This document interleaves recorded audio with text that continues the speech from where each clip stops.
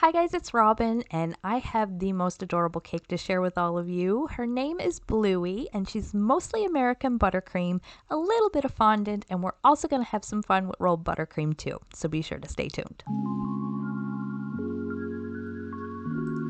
So this cake is just for me and my boys, and most of the time only chocolate will do. So today we're using 4 6-inch extra thick chocolate cake layers, which we're first going to level out, and then we're going to tort each layer into 2. And what that's going to do is give us lots of cake layers so we can add lots of icing layers, and we should be able to get this cake nice and tall. So once you finish prepping your layers, it's time to stack and fill. So we're going to take a little bit of buttercream, attach it to our cake board to act as a glue, and then we're going to place our first 6-inch layer off center onto a 10-inch cake board, leaving lots of room for the arms and the legs. Now once you've attached that first layer, you're just going to continue to stack and fill. But once you've reached about 4 layers high, we're going to stop and add a few supports inside. Now normally for this part I would use a biodegradable shish kebab stick, but I didn't have any, and in a pinch for small cakes, just regular straws work really well too. So once we have about 4 or 5 of those into place, we're going to add a layer of buttercream, then I'm going to add a small 4-inch cake card to hold up the weight of the top tier. Then we're going to add another layer of buttercream on top of that just to secure it all together, and then we can continue to stack and fill. Now once you've stacked all 8 of your layers, your cake is going to be pretty tall. So if you were going to be transporting your cake, this is where I would add a wooden skewer down through the center of the cake, and I would also hammer it down into the cake board so you know it's not going anywhere. But this cake doesn't have to travel, and I don't have any skewers. So we're going to skip that step and we're just going to go right on to carving. And I'm just taking a large serrated knife and using a very gentle sawing motion. We're working all the way around the cake just to round the top of the head off a little bit. Now once that part's taken care of, our cake is a little bit thicker than I actually need it, so we're also going to trim down these sides a little bit. So we're going to take this from a 6-inch cake down to about a 4.5, and then once we finish that, we just need to trim a little bit around the bottom to taper it in a little bit, and then we can add our crumb coat. Now alternatively, if you have a circle cutter in the size you need, it's helpful to trim down your cakes before you stack and fill them to save you from this mess, because that buttercream gets everywhere and it is so sticky. So yeah, just a little tip if you prefer things to stay clean. Alright, now it's time for that crumb coat, and this part is pretty easy. We just filled up a piping bag with some light blue American buttercream, and we piped it all over our cake, and using a small offset spatula, we're just going to spread that out nice and evenly. And this doesn't have to be pretty, and it doesn't have to be layered on too thick. We just want a nice thin layer, and then we're going to pop that cake into the fridge to firm up in preparation for our final layer of icing. And for anybody who might be curious, I will also leave a link for my easy buttercream recipe. It is so smooth. I absolutely love the consistency, and it is so versatile. You can color it, you can flavor it, and you can even make rolled buttercream, which you will get to see me play with very shortly. Alright, now it's time to start working on that outer layer of buttercream. So I've taken my stencil of Bluey, and we're just marking off the lines around her face, so I know where to start and stop each different color blue when I'm piping. So I'm just highlighting that a little bit better so I can see it, and now I'm taking my piping bag with my light blue first and starting at the bottom and marking my way up. We're carefully adding a nice thick even layer of this light blue buttercream. So once you finish filling in all that space, including up between her eyes and on top of her head, we're going to start smoothing out our buttercream. And what I'm using here is just a flexible smoother. You can buy these, or you can make them yourself, or you can even use cardstock or acetate, whichever you have handy.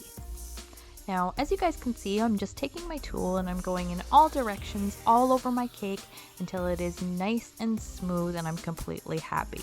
Now, once I am happy with how that looks, we're going to divert our attention from smoothing the cake to cleaning up that line that's going to divide the 2 blues essentially. So we're just shaving that down a little bit and smoothing it out so everything looks nice and sharp and clean for when we add that second color blue to Bluey. But before we do, we're actually going to stick our cake into the fridge because we want to firm up that first color of blue so it doesn't blend together with the darker blue when we start to smooth out our icing. So once I've finished applying my darker blue, as I'm smoothing it, you're going to notice a small amount of blending, but this is completely okay.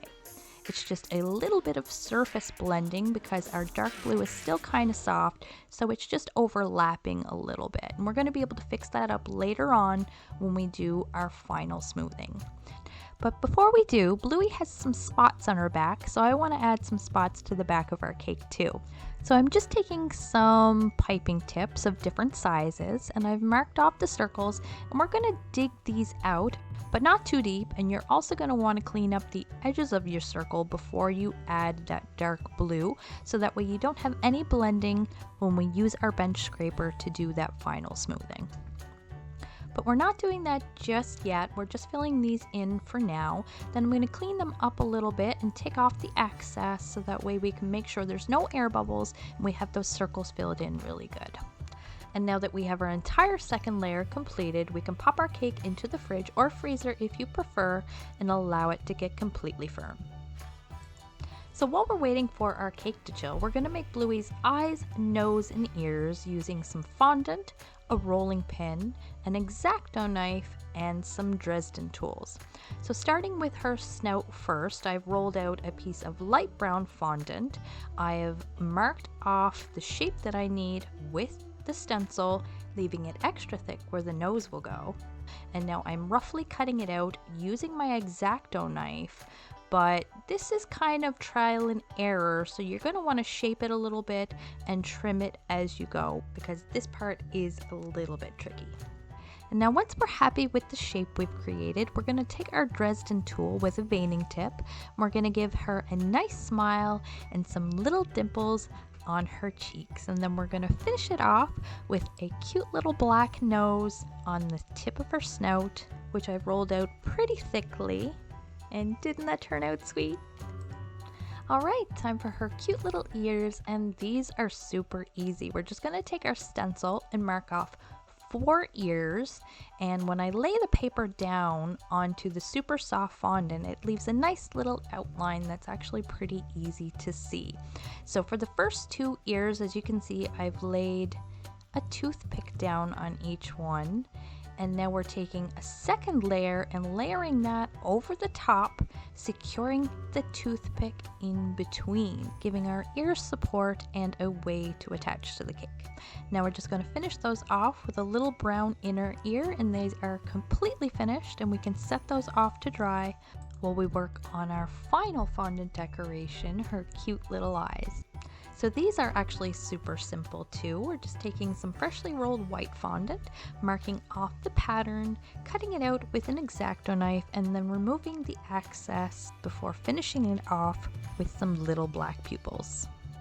And there you have it, guys, easy peasy. So now it's time for the fun part. We get to play with our rolled buttercream.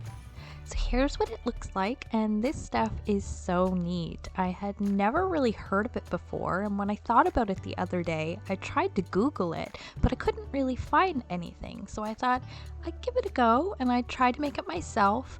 And using the same recipe I shared with you guys earlier, which was my easy buttercream, I modified it just a tiny little bit, and this is what I came up with. And all you do is omit the water or the cream. It's that easy, and I find it super cool because it behaves a lot like fondant. It colors the same and it molds the same, but there are 2 key differences. It's much softer and it is a lot less resistant to heat. So those are 2 very important things to keep in mind when you're creating your masterpiece. So before I began assembly, as you guys can see, I actually went ahead and did my final scraping, and you can see all my buttercream lines are nice and sharp and clean. And I've also added a fondant patch on her belly because I forgot to carve that one into the buttercream. My bad. But that's okay because she was finally ready for assembly, and I think she turned out so cool. As you guys can see, I just sort of pieced all the limbs together. I started with her legs, and then the little parts around her ankles and her wrists, and then finally her cute little paws. And then now I'm finishing it off with an adorable little tail, and I've shaped it and blended it all together just using my fingers and my Dresden tools. So I thought that was pretty cool. Now all we have to do is finish off her face. So next thing we're going to add is her cute little snout, and I did try to add this without the toothpicks, and I don't recommend it. It is quite heavy and it does need the extra support. But her eyes are light as a feather, so we're just going to stick them on her cute little face before giving her some rolled buttercream eyebrows and then finishing her off by sticking her adorable little ears into place. Well, that's it for today's cake, guys. I really hope I've made you fall in love with the idea of playing with some rolled buttercream.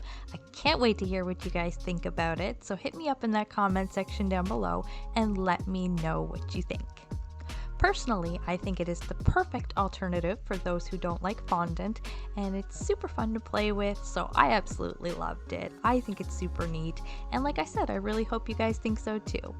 And I really hope you liked the video. If you did, leave a like and a comment, and don't forget to hit that subscribe button and ring the bell too, so you'll receive a notification every time I post a new video. Thanks for watching, guys, and I'll see you on the next one.